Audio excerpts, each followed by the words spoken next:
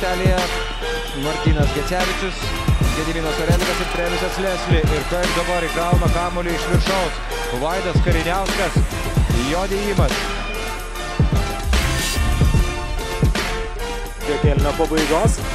2-2 su Taileriu Olanderiu ir įkišo vis dėlto kamuolį Rolandas Alyvas. Puikus 2-2. Atrodė, kad jau nepavyks to pick and rollą užbaigti Rolandui Alyvui. Vakarą. Pačia Žugauskas galima ir iš viršaus.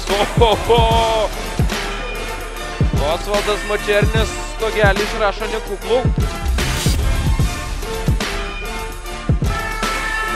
Žabas iki galo, čia perdavimas Lydekai.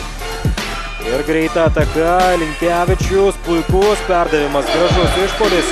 Rokas Giedraitis iš po krepšio pelno taškus, minutės pertraukėlės prašo Lietkabelis.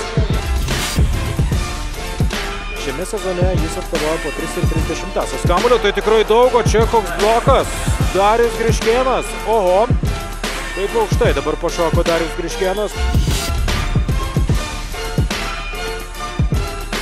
Kamuolį baudos aikštelėje gauna Lietuvos Ryto komandos vidurio puolėjas, paskui Robertas Jeftokas jo negauna ir čia galingas Treviso Leslie dėjimas iš viršaus, vienas iš tų epizodų, kurie pakelia į viršų visus Vilniaus Lietuvos Ryto komandos sirgalius ir iš karto.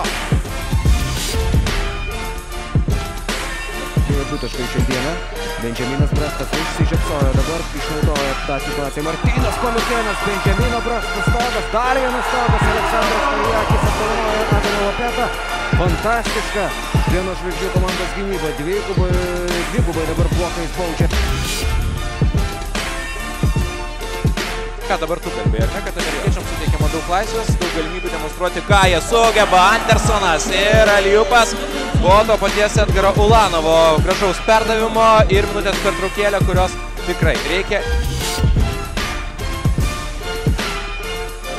Pakamanis greitai gali užbaigti šį kėlinį Šiauliai. Linkevičius, sudėtingas metimas ir Martynas Linkevičius per varžovų rankas pats atkovojęs kamuolį. Tikrai puikiai pabaiga. Ir dabar atvirkščias vaizdas. Kokį bloką dabar išrašo Antanui Kavaliauskui Artūras Gudaitis. Atrodo viską jau buvo padaręs taip, kad galėtų ramiai savo užbaigti ataką iš po krepšio.